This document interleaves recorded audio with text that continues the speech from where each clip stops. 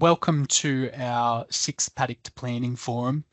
The topic today, as you know, is climate change and how to consider it for agricultural land use planning. It's a pretty new area for all of us in terms of getting into any kind of detail, though maybe some people in the poll have gone a bit further than us. But we're really keen to get some consolidated kind of work in this space going with all of you over the next few years because it's obviously very important. So acknowledgement of country, the Department of Primary Industries and Regional Development acknowledges that it stands on country that always was and always will be Aboriginal land. We acknowledge the traditional custodians of the land and waters, and we show our respects to elders past, present and emerging. We're committed to providing places in which Aboriginal people are included socially, culturally and economically through thoughtful and collaborative approaches to our work. A little bit of housekeeping first. There's a lot of detail in some of these slides and some good maps we got coming up. So use a big screen if you can rather than a phone. We love a good discussion, so please add your questions into the chat and any, chitter chat and comments in there too. It's great. And we'll try to get to your questions at the end. This session is going to be recorded, so if you miss anything or if you want to pass it around, it'll be sent out in the weeks after the event. And if you've got any other thoughts, you can post them in our website ideas wall, including after the event, and we'll be chucking up a link to that shortly.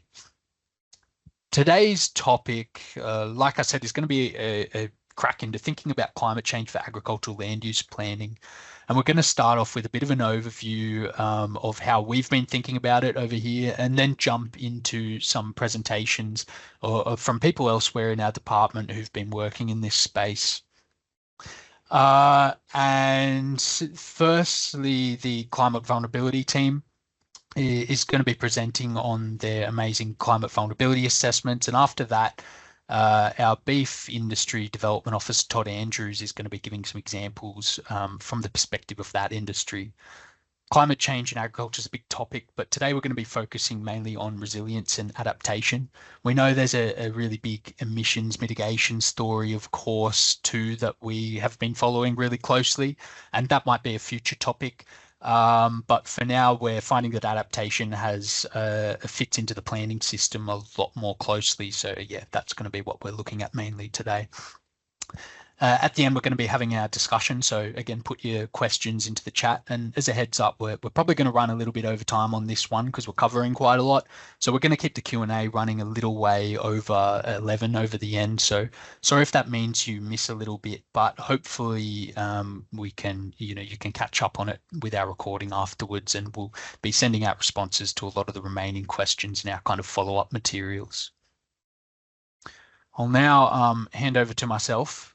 Milo Kelly, if you haven't met me, and from the ALUP team. So impacts from climate change to agriculture. The impacts, you're probably really familiar with them. They're quite straightforward in many cases, like the impact of drought or storms on crops, livestock and infrastructure, but there's more nuanced effects on production too, like reductions in chill, for example, which can impact flower development in stone fruits, which the climate vulnerability team are going to be touching on later. Climatic shifts are expected to expand the range of a lot of pest species, like the Queensland fruit fly. And, there's also some potential for positives for production, like bigger ranges for certain crops. But basically, all these climate factors are going to be interacting with our environment and agriculture in very complex ways and produce very complex results. So warm and rainy weather, for example, might be really good for pasture production, but the humid weather that comes out of it can increase fly strike on livestock. So there's some, spotted examples, but one important takeaway here is that climate change results in greater variability and uncertainty for producers. Thanks, Helen. It can obviously result in some supply shocks, and in general, like a recent study you might have seen there on the right predicts, climate change might be leading to food price inflation of up to 3% per annum across the globe. So improving the resilience of agricultural production is therefore really critical to our food security and to our economy at large. While this is clearly a major issue for the whole Australian population, the impacts are even more pointed for producers and for the communities around them. agriculture's always been a very complicated venture financially that relies very heavily on debt financing, and climate change is going to be leading to an even bigger financial burden on producers because of bigger input costs like insurance and infrastructure. This, of course, has really major repercussions for the mental health of producers, which we've seen throughout extreme weather in recent years. For farmers, it's often not only their livelihood that's at stake, but also their identity, often intergenerational identity as they face losing their land and their work. And we know this is a bit close to home for some people, so we've dropped some support links in the chat, or we will be for anyone who can make use of them. All of this has knock-on effects for regional communities who are at risk of economic collapse in some cases, unemployment, and all of the social and economic issues that come along with it. Thanks, Helen. With that being what's at stake, how are producers looking to increase their resilience to climate change? There's a number of ways, but we've tried to round them up into a few different categories here in no particular order. So first, we've got location changes, so shifting from one area to another that has a better climate outlook. Producers might also consider changing enterprise, breeds or varieties within an enterprise. Producers might opt for diversification or adding income streams to buffer against climate extremes. This might be additional farm enterprises like adding livestock to cropping, but it might also be non-productive income streams like agritourism. But as usual, we really encourage you to consider the compatibility of specific uses with the agricultural landscape just to prevent any land use conflict. One adaptation that we think you're going to be running into more and more is protective infrastructure. So things like shade and hail netting for orchards or shelters for livestock. And related to protective infrastructure, industries might be scaling up or intensifying as a response to climate uncertainty. And this is a really common trend where producers are trying to reach an economy of scale that allows them to get through tough periods. And finally, in the opposite direction, some producers are opting towards regenerative agriculture and kind of extensification in pursuit of better landscape resilience and other values. So there's a lot of different types of adaptation there, and we might have our own preferences for particular ones, but the reality is we're likely to see all of these occurring at the same time. So more intensification and extensification, and more use of protective infrastructure at the same time as relocating of certain industries and so on. But our job as planners in general is to provide a framework to facilitate these adaptations while making sure that impacts are minimized. But the direction individual producers take are left up to them. We can also take a precautionary approach to protecting agricultural land where we don't know how producers and industry will adapt. We have a list of actions as well on the issue for planners and the like that we'll go through in a minute. This is just the result of us having a brainstorm, not any kind of concerted research or other project. So feel free to pipe up in the chat if you've got any thoughts, additional actions that we've missed or examples of ones we've given. So yeah, let's take a look at those and jump on. The first step, which is really similar to our advice for developing rural land use strategy, is the investigation phase. And we do, by the way, recommend your rural land use strategies as the ideal place to be exploring this whole topic once you get up to those. There's a couple of things we want you to consider in this investigation phase. The first is the predicted impacts to agricultural land and water resources in your LGA and in your region. There's lots of good resources for this already, but some major ones will be the climate vulnerability work that we'll be hearing about in a little bit, as well as the regional water strategies that are now being looked after by DQ. And once you know the general impacts, you can look at the specific impacts on local and regional industries in your area and the adaptations that they're undertaking. To do this, you might want to be speaking with our industry development officers, so like Todd, who's going to be coming up in a bit, or our peak industry bodies. And we also really strongly recommend that you talk to local producers in your area whose perspectives might not be captured elsewhere. So in looking at all that, we also want you to consider the strategic importance of specific industries in your area for the locality, the region, and beyond, which may or may not be defined in state policy or planning. You might have a niche industry in your area, for example, that doesn't look really large or important on a map, but it might be really critical for the food system beyond that. So, like seed potato production, if you're in Crookwell or Orange or Guyra, for example. And on the right, I've just put some of the information sources I've just mentioned, but we'll be sending out a more full resource list with specific links to things in afterwards. So, like we discussed earlier, adaptation can take a lot of different forms, basically. And you might have seen some of these occurring in your area already. Some of these might be operational kind of changes that are below the threshold of a DA, but might otherwise have implications for planning. But in a lot of cases, these are going to involve the addition of infrastructure that triggers DA or otherwise has the potential for impacts. If they're new or if they're at a new scale, they can sit in grey areas in the planning framework. Todd's going to be giving some examples of this later for the cattle industry. And it's really important to review planning controls to make sure that the impacts are considered and that otherwise the new uses can be facilitated. Some adaptations, particularly protective infrastructure, can increase land use conflict risk. A lot of these you can probably imagine, like visual impacts from shelters and netting, but also some more unusual ones like noise impacts from frost fans. And the best way to be limiting land use conflict is through strategic planning, of course, to separate these industries from incompatible land uses. It can be a lot harder to achieve when these uses are already in place near each other, but producers otherwise have to adapt. And in these cases, we encourage you to utilize or to require land use conflict risk assessments to help to tease out and to mitigate potential risks. And more generally, it's just good to be aware that these infrastructures usually undertaken out of necessity in these cases, and it's really important to factor that in when you're responding to conflict and when you're setting realistic expectations of modern agriculture for nearby residents. And finally, at a broader scale, you want to be thinking about how your area might welcome new or relocating industries where your climate is looking comparatively favorable. And again, the climate vulnerability work you're going to be hearing about can help you out there. To get back to the precautionary approach that I spoke about a bit ago, not everything can be predicted about adaptation, and it's really important to leave flexibility in the rural landscape so that it can adapt to a wide range of future scenarios. We're talking decades ahead, and we're talking about what is largely a non-renewable resource being productive land after all.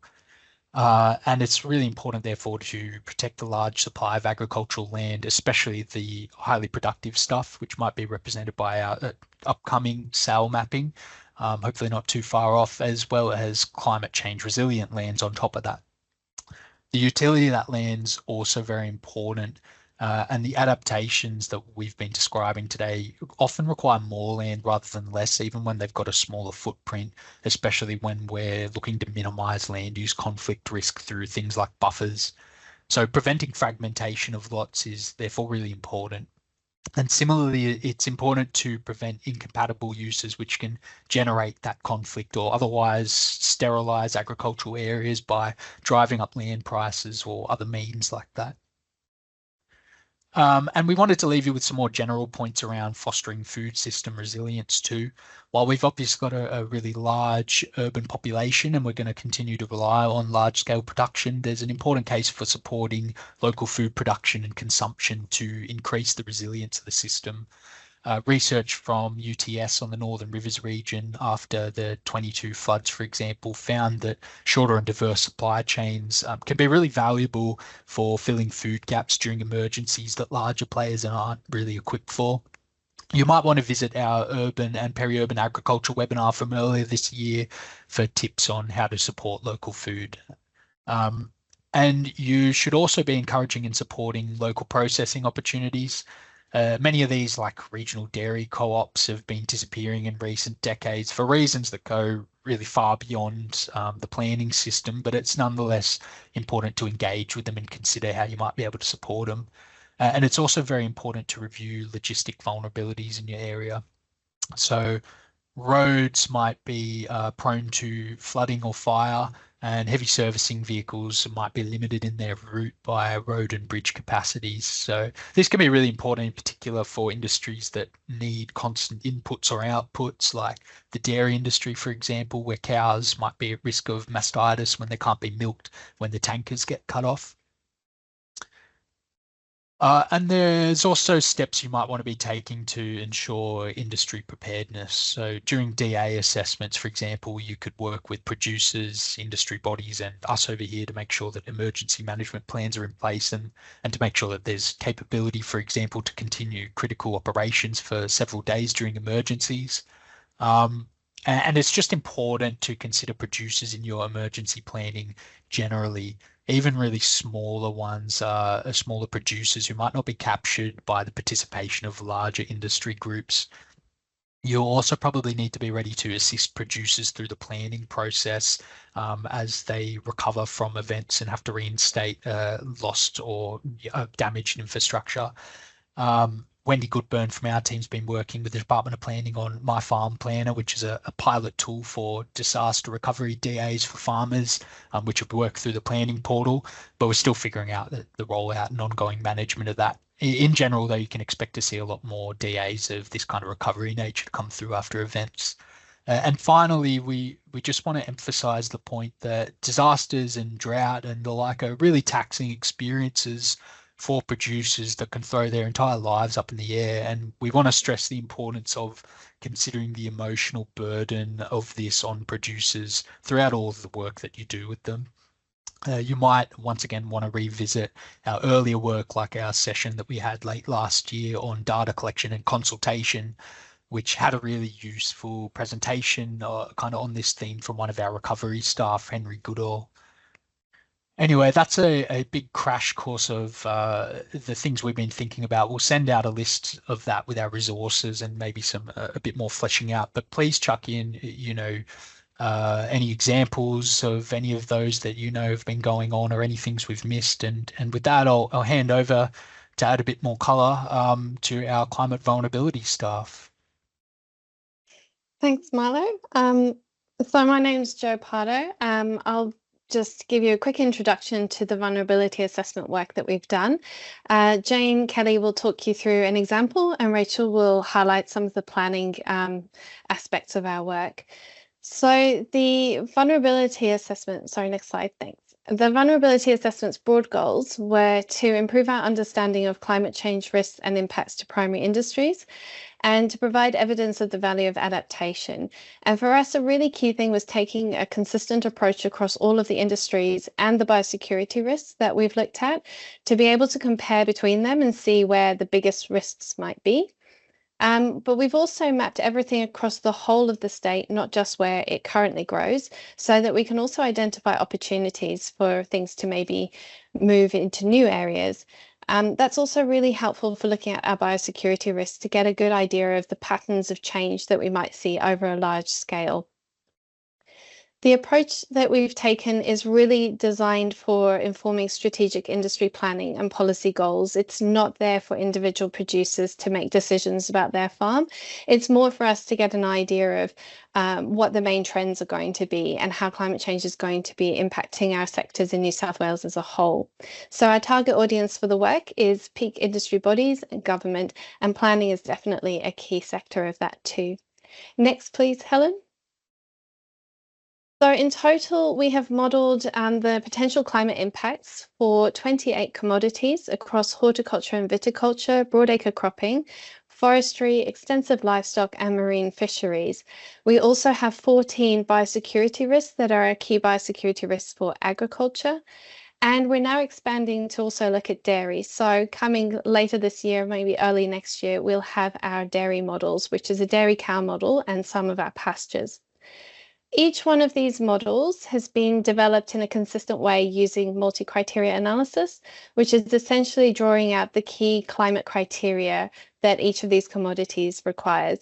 Those models have been developed with a lot of expert engagement and really driven by experts at DPI who know those commodities and those biosecurity risks in a lot of detail. So a huge effort, I think over 100 internal DPIRD staff and 200 external people have been involved in developing these models. Next, please, Helen.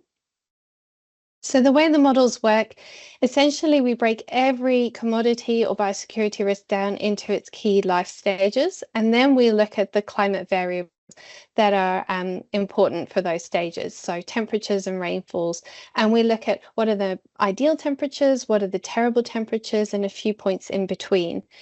We've developed those models, as I said, with that expert engagement. And once we're happy with how they look, we then apply our climate data to give us our climate suitability maps. So this is just an example here.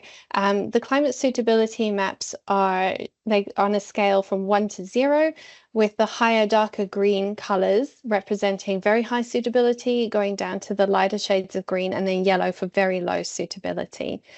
I'm going to hand over now to Jane, who's going to walk through an example of one of our case studies on cherry, and she'll show you how those maps look and what the implications are. So Jane, over to you. Thanks very much, Jo. So I'm just going to take you through a case study from cherries. Obviously, we've got many industries we could have picked, but cherries got some interesting stories that we thought would be kind of relevant to your audience. So cherries is a really important high value crop for Australia. We're also now a net exporter of cherries to some of our growing Asian food markets. And we're the third highest producing state in Australia. And so just on the right, I've given you just a bit of a spatial map here to understand where our main cherry regions are in New South Wales, and also some reference sites so we can understand spatially when we're looking at all the maps I'm about to go through where those key regions are. In terms of the varieties that we've got planted in New South Wales, we have three cohorts. We've got kind of early season varieties of cherries, which are kind of harvesting nowish. We've got mid-season varieties coming in just before and kind of over Christmas. And then we've got some late season varieties coming in after Christmas. So we opted to select a mid-season variety. We used Lapin, which is the most commonly grown variety in New South Wales. And so I'll show you now some maps of the findings from our model. Next slide. Yeah, thanks, Karen.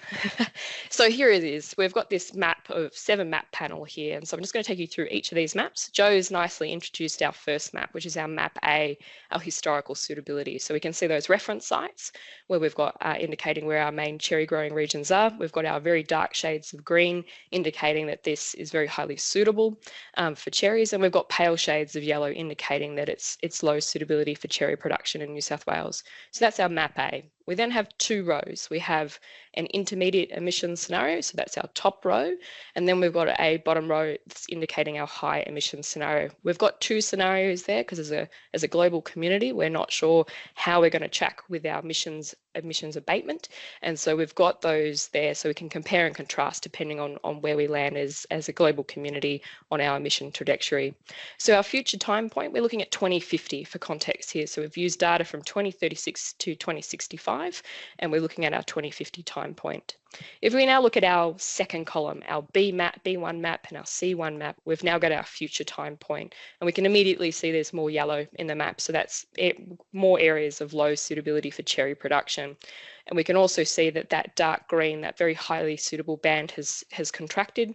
Most of the sites are still sitting within that very high suitability band, but we can see under our high emission scenario that Hillston is now kind of borderline. It's almost in the second category down, that 0.6 to 0.8.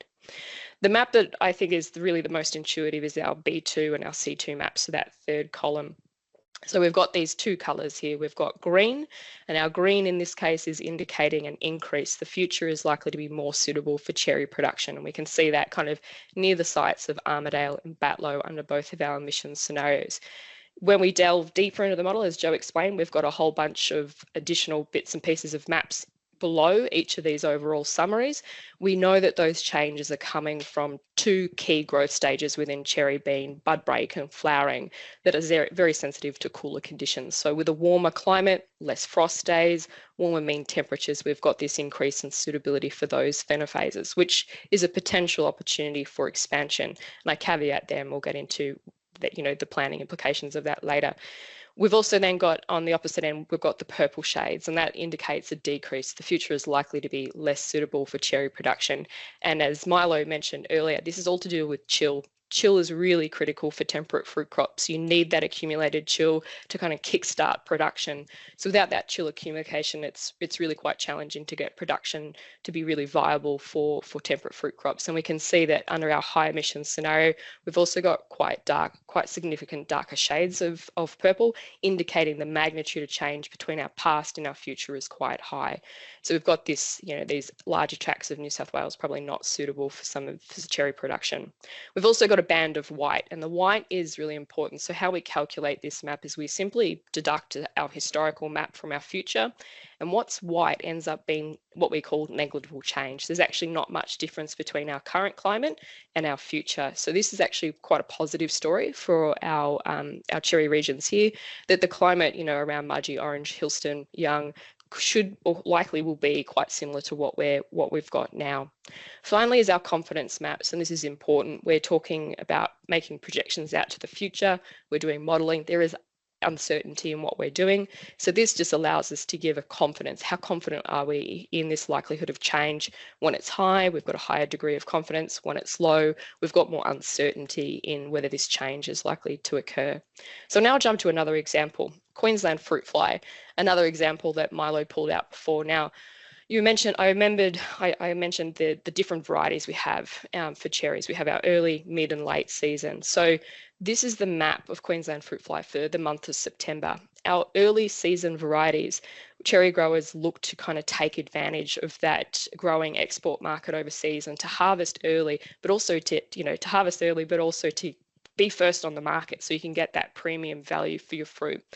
What if we look at our change maps of B2 and C2, the challenge that may be problematic for growers in the future is that we've got this increasing suitability of Queensland fruit fly in September, a month where if we look at our historical map A, we actually had very low or not much suitability for fruit flies at this time.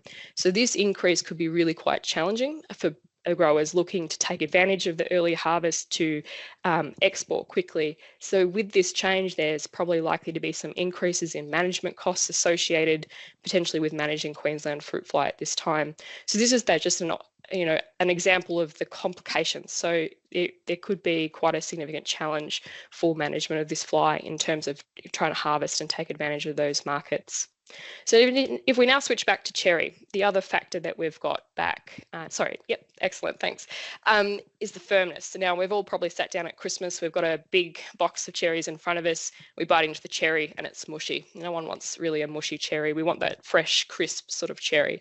The challenge we have with lapins in particular that we're focused on here is if we look at our change maps, if we're thinking about the quality, the firmness of that cherry, unfortunately the future climate is looking to be a lot warmer. So we've got this greater frequency of days above 32 and 35 degrees, and that's likely to reduce the firmness of those cherries. And so this is quite challenging. If it's a high value crop, the quality of that crop is really important for getting the best value you can from whoever you're selling it to.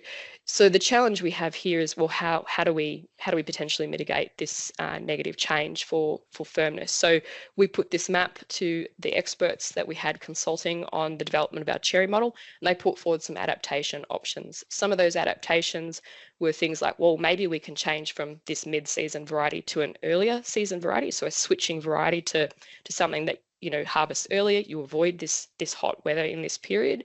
The other options were things like infrastructure, so shade netting. And so what we've done here in our next example is to apply some shade netting to our model so we can see those changes. Next slide, if you can, Helen. Excellent. So what we've got here is our same maps. We've got our map A, which has our historical. We've got our two future climate suitability maps. But what we've done is we've now delved into the literature to understand how much the shade netting can reduce those heat impacts within the orchard. And we've modified our model to take that into account. So we've hypothetically applied the shade netting to the orchard to see whether it would lift the climate suitability, and it has. So you can see if we look at our original model and we've applied the adaptation, you can see that larger parts of the state are now back in that very high suitability band, and that's reflected in our impact of adaptation map. But on this map, I just wanted to identify or flag two things. So Armidale, if we look at our impact of adaptation, sitting in that white band, that negligible change. So this actually implies that, you know, firmness as a quality issue wasn't a problem for them in the past. And so in the future, it's also likely not to be the case. So actually applying shade netting may not necessarily be needed at Armidale. You could apply it for other things, but not necessarily for firmness. The other section is we've got this pink bar. So we don't have any pink change in our impact of adaptation, but I just wanted to highlight that because that's where we're trying to look at maladaptation. So that is always a risk when we're applying an adaptation measure. There is potentially the consequence of maladaptation, something that unintended that could actually have a negative consequence. So that is a factor that we need to also consider when we're trialing out these potential adaptation options. We're not going to get unintended consequences. So with that, shade netting does have additional benefits. As many of you will know, you've probably been on the other side of looking at some of these applications or requests for netting, that, you know, we can not only improve the fruit quality as we've kind of demonstrated, but you've got reductions in solar radiation, wind, water evaporation. You've also got some of those abilities to mitigate some of those extremes, hail being really critical for our fruit crops, but also things like bird damage and damages from flying foxes. But there's a whole bunch of planning implications as well that come alongside with you know, additional infrastructure going into farms. So now I'm going to pass to Rachel. She will take you through some of those planning implications. Great, thanks, Jane. And so a lot of this is really summarising some of the things that Milo talked about earlier, but climate change will result in new issues arising for both planners and for farmers and growers, particularly as farmers adapt their practices to match both those changing climates that we've talked about, but also market conditions and market expectations for their produce as well. So we're going to see areas where some crops expand as the climate becomes more suitable. And so that's a real opportunity for farmers. But then that expansion, can also result in new infrastructure like packing sheds, like processing and washing plants. And so what we need to do, this is where the planning component of this comes in. So being able to look at the results coming out of the vulnerability assessment, seeing where some of those opportunities for your regions might lie is going to be really important. By planning for these changes, we can avoid poor investment decisions where farmers or businesses actually avoid making the best investment in their farms because that best option either needs consent or it's poorly understood by planners and the environmental assessors, who are by their very nature a little bit conservative in making decisions of this nature because they don't understand them or they don't think that they might fit within the zone restrictions. So it's really important for farmers and planners to have early pre-DA conversations around potential impacts and constraints. But also I think there's another element here, which is planners working with your communities to ensure that they're aware of the importance of agricultural land and that agricultural land doesn't always look like the Instagram shot of the vines going off into the distance from a vineyard or something like that, and that that best agricultural practice can include things like covers, like tunnels, like irrigation pump noise, that there will be spraying of chemicals for the control of biosecurity risks, and it needs to be done within the rules, but then this is a standard part of doing agricultural practice. But also what I'd like to ask in the last instance is what's changing in your region. We are considering preparing regional analysis of our results, and we were wondering whether this would support your strategic planning and DA assessments.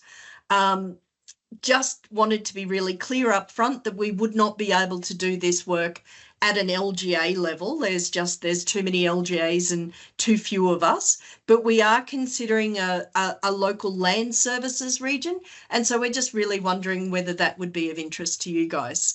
And so with that, I'll hand back over to Milo.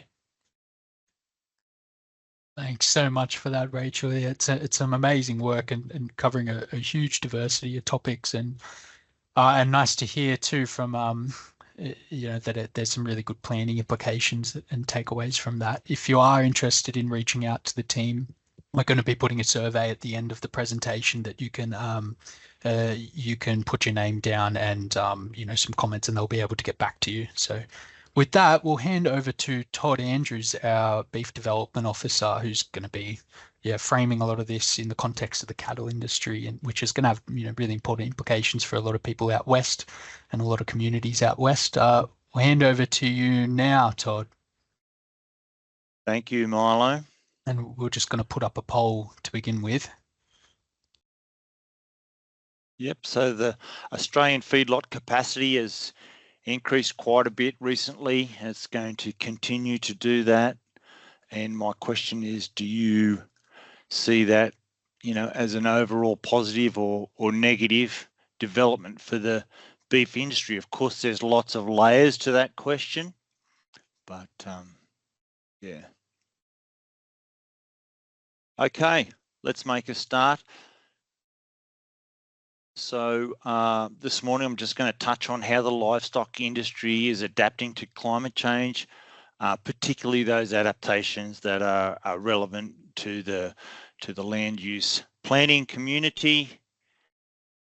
Thank you. I've really divided it into two groups. So producers who are obviously, at the coalface doing, making the on-farm management changes. Really, when we talk about climate change and its impact on the beef industry, even though, yes, there is flooding, and floods in 2019 killed 600,000 head in Queensland, overall the biggest risk to the beef industry is still drought. And it's when drought hits, beef producers really only have three options. That's to feed their cattle, sell their cattle, or find adjustment. I'm also going to be touching on industry bodies. So I'm talking about government and also peak bodies, so local land services, DPIRD, Meat and Livestock Australia, and Australian Livestock Feeders Association, and how they are facilitating change within the beef industry, such as funding on-farm works, research, and policies as a result of those research. Thank you. Producer adaptations.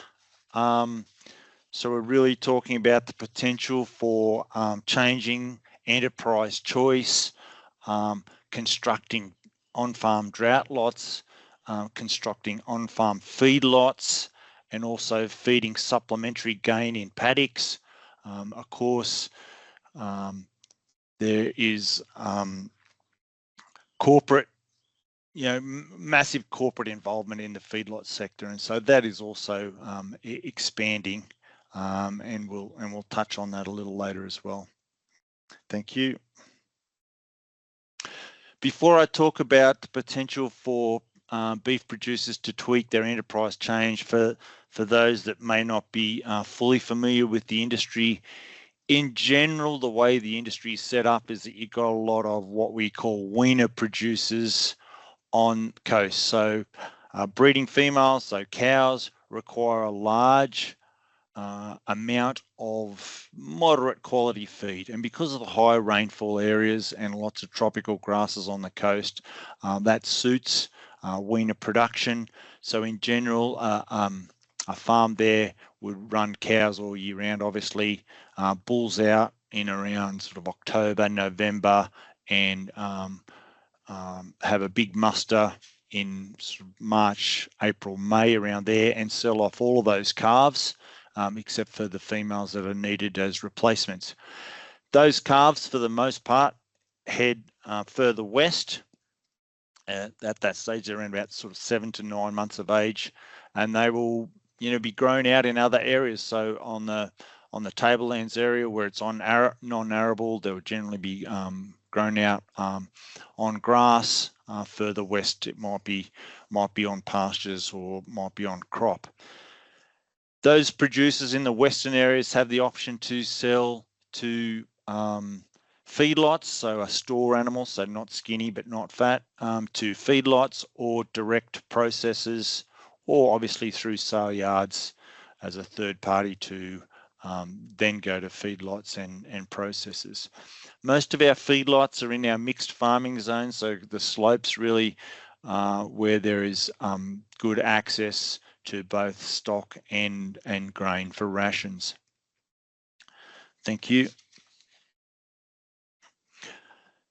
So for those beef producers selling weaners, 75% of the grass in that enterprise is eaten by the cow. And so there's not a lot of flexibility into that system to change your feed demand in drought. So if you could imagine, they're looking at that picture on the left, that producer is feeding cows and calves in a drought. Now, if those calves were sold off a little earlier than they otherwise would be at that age, there's not really changing the amount of feed required in that system. Versus selling older cattle, so keeping the calves on, selling older cattle, let's say around 2 years old, selling directly to a feedlot or to a processor,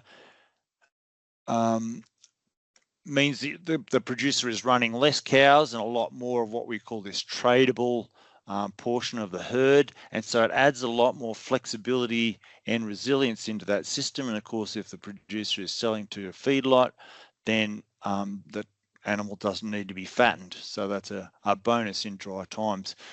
I've recently updated the gross margins for New South Wales beef enterprises, and you can see there in that feeder steer, the gross margin for feeder steer, so right in the middle of that table there, that feeder steer gross margin is for producer that's got a self-replacing herd, selling feeder steers direct to a feedlot, and on a per DSE or dry sheep equivalent basis, it is it's clearly the most profitable system at the moment. It has been for a few years, and again, you've got this great market outlet in the feedlots. So yep, changing to that system adds a lot of resilience for the producer. Yep. So the other thing we saw, particularly in the last drought, so 2018, 2019, and 2020, was a lot of producers constructing drought lots on their places. So also referred to as stock containment areas, or in that is a really comprehensive manual brought out by Local Land Services in the Central Tablelands, Brett Littler. They call it a guide to confinement feeding. All local land services in New South Wales support the construction of drought lots for a couple of reasons. Mostly because it protects soil and pasture, so it really involves getting all the stock off the property and putting them in this in a confinement paddock, and they are fed hay and grain. So it's protecting the soil and the pasture from extreme weather. So it might be windstorms, it might be erosion when the rain comes. It also allows a lot better management of stock and preventing stock getting bogged in dams, for example, preventing stock just walking around getting skinny chasing feed that's not there.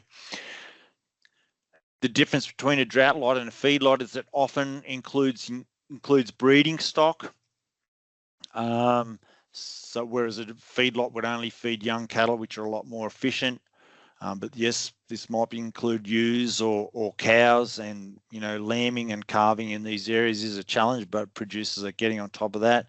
And it's often, for these older cattle especially, it's includes maintenance rations, or just a little bit over maintenance. So you're not trying to fatten them, you're just trying to keep them poking along until it rains. Maintenance rations often means hay, roughage-based diet, and so the animals it's lower digestibility, so the animals produce a lot of manure. But they're only temporary, designed to be temporary facilities. Drought lots don't require a DA, but they do have guidelines, so they must be set up outside in environmentally sensitive areas, not within 100 metres of a watercourse and not within 500 metres of a residential zone or a dwelling. Now, for those LLSs, so that was Riverina, Murray, Southeast, Central West, Central Tablelands, that provided financial support to producers to set up drought lots. All of those producers that applied for the funding to construct a drought lot the site was inspected. So what they found was that 30 to 40% of applications, the on-farm site was actually tweaked to be a better site, and 5% of those applications were actually rejected because it just wasn't suitable. The property wasn't suitable, and they were mostly small-scale properties in the hilly parts of, the southeastern New South Wales, let's call it. So I suppose the implication is for other drought lots that were put in unfunded and therefore not inspected, is that there's the potential for 30 to 40% of those to be in areas that are not not perfect or not ideal, and so they wouldn't be inspected. And so we did have a case of one drought lot that was the DA was put in for it to be changed into a feed lot, and that was a fairly high profile case, and that application was originally rejected, and there was a long period of consultation, shall we call it. My own view is that a drought lot should only be used to feed the producer's own stock, but this is not part of the guidelines. But in cases where there has been inquiry, again, as a drought adaptation, I feel it should only be used for the producer's own stock. But of course, once you set one of these up, there's obviously temptation to achieve economy of scale and purchase stock as well. Thank you. So we've seen a large number of DAs in the last few years from family farm for feedlots that are less than 1,000 head. So these small scale feedlots are generally only marginally economic unless cattle are cheap. So they often don't run all the time as well. Really only profitable during drought. They're generally not accredited with alpha, and so they may not conform to shade or other commitments within the lot feeders guidelines. These small scale feedlots generally they start by feeding their own stock, but often again augment this with stock purchased from sale yards during drought. This actually increases mortality rates from 0.5% to around 1% for bought-in cattle, just with the stress of changing location, going through the sale yard, a range of health in those bought-in animals. Mightn't seem like much, but again, these small-scale feedlots are usually feeding for around 70 or 80 days, so a lot less than a commercial scale feedlot that might be feeding from 100 through to 300 days. Just these smaller small scale feedlots generally feeding crossbred cattle for a short period of time for the supermarket market segment. So if you're only feeding for 80 days, you can turn over those cattle 3 or 4 times a year. So you might be feeding in the end 3,000 or 4,000 head. And so producers find that all of a sudden they have to work out what they're going to do with 30 or 40 carcasses a year. So this is something that I really scrutinise for these DAs, make sure they've got a sound plan and that it's consistent with their soil type and those kinds of things. Thank you. The other thing we're definitely seeing more of is supplementary feeding on farm, especially as things get tight. We had a real dry spring last year, so we saw quite a bit of this. In that photo on the left, that's a fairly typical example of what might constitute a fairly low budget supplementary feeding operation. So you just got drums cut in half out in the paddock. So the current guidelines of what constitutes supplementary feeding is just based on where stock can get the majority of their feed from. So again, that photo, pretty open and shut case, yep, supplementary feeding.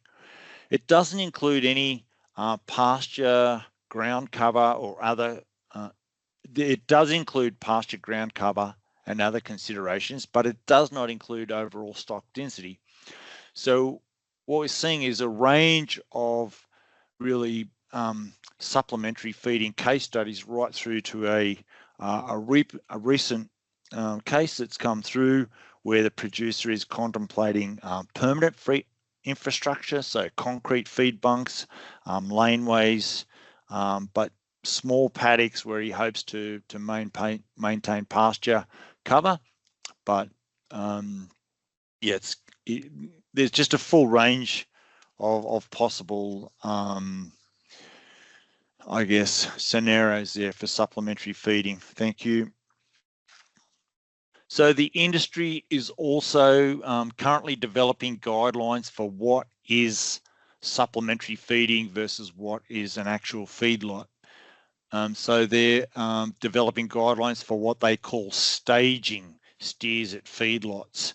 So this is primarily during drought, allows feedlots to take on much younger and smaller animals during drought, so easing pressure on producers, getting them off farms, and these younger animals are being run in small paddocks surrounding the feedlot, you know, entirely on a grain-based ration, so not a lot of real pasture intake, but hoping for pasture cover. And the idea of them is that because the animals are younger and smaller, a lot more susceptible to stresses and therefore respiratory diseases. And so it's just kind of a, as the name suggests, sort of a stage process of getting them into the feedlot. So the guidelines that have been developed includes a number of case studies. Just got some graphs there on the left that are part of these the case studies where the authors have taken soil samples at some of these supplementary feeding scenarios and looking at soil nitrate, nitrogen, and also phosphorus at around the feed bunk and further away from the feed bunks in the paddocks, just to see what kind of nutrient loading we might be putting on these paddocks before these draft guidelines are sent out to state departments of agriculture for discussion and eventually endorsement. Thank you.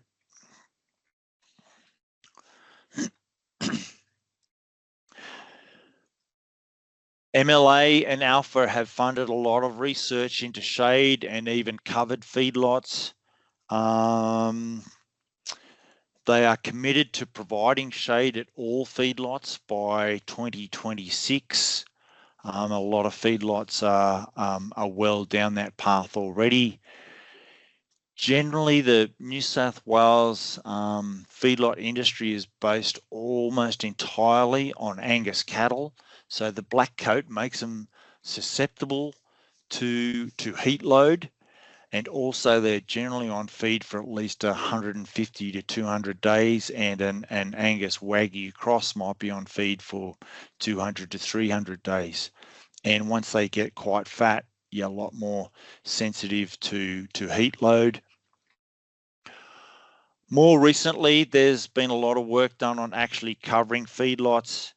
And so this would allow feedlots to actually double their livestock density. So, yep, increasing their capacity, well, doubling their capacity without any additional infrastructure because the pens are staying dry, and so therefore you don't have the odor issue. You also got obviously water capture, so that can be used you know, to water stock, suppress dust, but also you don't have the wastewater runoff issue. So lots of positives there, and the early research shows that yes, it's financially feasible. And of course, you know, the early adopters are looking at the payback periods on that kind of an investment. So there's just a couple of examples of recent feedlot DAs that have come across my desk. So the one on the left is looking to expand from 60,000 to 100,000 head in Western New South Wales, a large corporate identity, versus the one on the right, a family farm operation, but still looking to expand from 2,000 to 8,000 head in northern New South Wales. Thank you, Milo. Great. Thank you very much, Todd. Yeah, so there's some very interesting planning grey areas that hopefully you got a bit of an idea of now. Of course, there's going to be these in all sorts of industries, and different impacts and things they're going to be considering, as well as different standards for how we consider impacts going forward too. A lot of this comes from a lot of industry work, so around shade and what the kind of expectations should be for different cattle requirements, and work done by us as well, or specifically by our research teams. All right, thank you very much for everyone. We're just about at time, but we are going to keep going over to some Q&A. So thanks to everyone who has made it to this point, and thanks to everyone who has time to hang on afterwards. But we will be sending out the recording and everything, as I said, including the Q&A later, as well as slides, as well as resource list responses to the rest of the chat, everything like that. If you're able to fill out a survey that we will be posting and sending around soon, they're obviously really helpful for us, I'm sure, as you know, in your work. But it'll also give you the opportunity, like I said, to register your interest to the climate vulnerability guys. Feel free to fill out this poll in the meantime, just to get a gauge. And that way they'll be able to get back to you and yeah, reach out and help tailor their work going forward so that it really works for you. But now we might just jump into some of the questions, and we'll roll from the top. Some of them have already been responded to by the teams in the chat, so but feel free to plug in some more as we go as well. One of the first ones was around water supply volume and predictions around rainfalls. I think we've seen some of those things that's very much factored into a lot of the climate vulnerability assessment. Are there areas for opportunity and also where infrastructure might be implemented to secure supply? I'm not sure, but this might come through in some of the regional water strategies. I'm not sure if the climate vulnerability guys have run into that, but that would definitely be the sorts of things, investigations that will be going on throughout government in the future. Do you guys have anything else to comment on that? How you guys included water? Yeah, I can touch on it briefly, Milo. So we looked mainly at the changing requirement of the crops that we've covered. So are they going to demand more water in the future? So those some of those findings will be out for horticulture, broadacre cropping in some result reports that will be coming out soon, so probably in the next few months. So there's that change in water demand. We're also, in a few examples, integrating that change in demand with suitability as well. So there's some additional maps there, but all of that water supply, water availability, infrastructure would be best placed with regional water. I'm happy to drop a link in with the resources, Milo. I'll give you a specific link. They've got also some agricultural economic assessments about how crop requirements will change and if the supply will be there. It's not easy to find those reports, so I can see if I can dig that out, but that would be the best resource I've seen about that angle. Fantastic. So we had another question. I'm just going through chronologically, but how local is local? So for example, in these areas, loss of bridges and such can have a significant effect on supply chain. Is it through planning and scenario modeling that options can be considered? Yeah, I mean, look, that would be a major role for regional and local governments to consider as you kind of go through this. I suppose there's a lot of different techniques for doing it. Yeah, and not just loss of bridges. Another point that we didn't really have time to put in there is it's the capacities too, or maybe mention it briefly. One example was during drought, a lot of livestock require feed to be brought in larger and larger trucks, and the cost of bringing that in, and so the economic kind of resilience of these farms can really be dependent on what routes these vehicles are forced to take. So reviewing, doing a whole scale kind of review of that logistic infrastructure is really, really critical. Do you have anything else to add, maybe Todd, on that point? Milo, I might just add, we also did some work around renewable energy and how it can contribute to a farm's resilience, because often in disasters, farms sit at the end of the distribution network. And so renewable energy can form a really important part of the farm's resilience, particularly when it's teamed with battery storage to give them that energy independence from the grid. So that's just something to consider as well. Yeah, amazing. And also touches on that mitigation kind of story that we haven't been able to go into too much today. But yeah, absolutely. The more different ways to build in resilience into the system. And a lot of these things are being adopted by industry themselves at different scales too. It's just a matter of trying to consolidate that. Kind of in a similar theme, we had one about life cycle assessment and considering that in adaptive infrastructure. That's a really important issue as well. We don't necessarily, it does come up in the planning system a lot. I know when we've done planning, approvals and that kind of thing, the end of life stuff is not always considered, but so much as the kind of construction waste and ongoing operational waste. But hopefully there's ways to include that in our kind of assessments going forward. We just need to make sure that it's balanced, like all things in the planning system, against other considerations, like there can be a lot of contradictory movements in things. The costs of having much more dispersion or something of your food systems when you can't kind of build in that adaptive infrastructure, or waste produced from loss of crops. There's a lot of factors that need to come in, but hopefully we get a bit more in that direction. I don't know if you climate folks have touched on that much yet either, not necessarily in a planning context, but yeah, anyway, it's a very, very interesting space. I know a Bega council down south have been doing some work in that space too. If anyone caught their landline thing the other month, very, very interesting.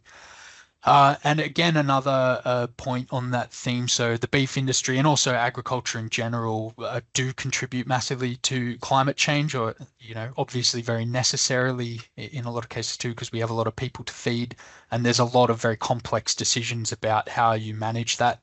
Like I said, we haven't really gone into mitigation much in this one, because we've been focusing more on resilience, and that might be something in a future webinar or something if we can figure out how to do it.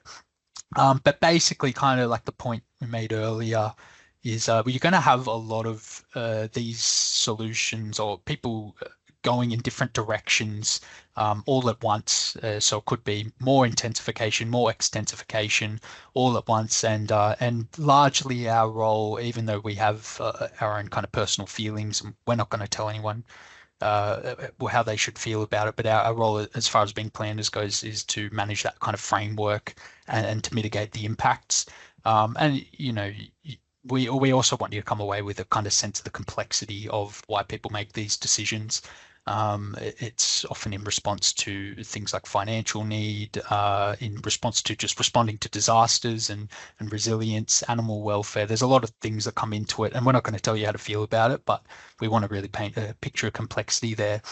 One important factor, though, which we're kind of raising, even if you're going to a kind of lower productivity route by area of land, that requires a lot more land to feed the population than otherwise. So getting that overall conservative agricultural land conservation is really important in whatever direction you go in. So there's kind of land use planning implications, whichever direction these sort of things go, for us to think about.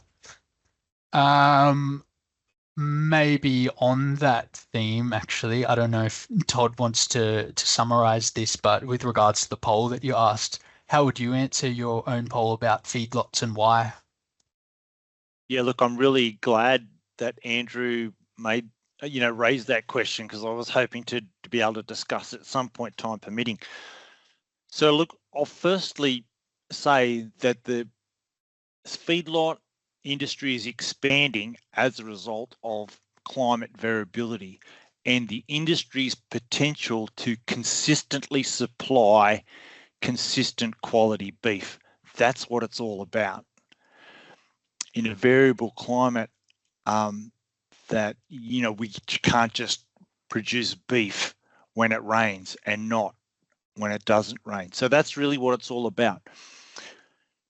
Is it an overall positive for the industry? Even apart from that, I believe it is. What it's allowing is this much greater flexibility within the beef production chain. So we've got a lot more specialists, weaner producers, and then other producers that are growing out, because with specialisation comes efficiency. The feedlot industry has done a great job to develop its heat load guidelines as the potential hot periods. So that's very well developed in terms of having an alert system in place for extreme heat events, and so then they will implement a whole range of management practices to reduce those impacts. We talked about introduction of bedding and shedding to improve overall, to improve efficiency. Our efficiency of our feed conversion ratio in a feedlot, in a really well-run feedlot, might be 5 or 6 to 1, compared to a paddock situation where we might be 12 or 15 to 1. And finally, the feedlots is where we're going to make our first steps in reducing methane production with a feed additive, because we're feeding them every day.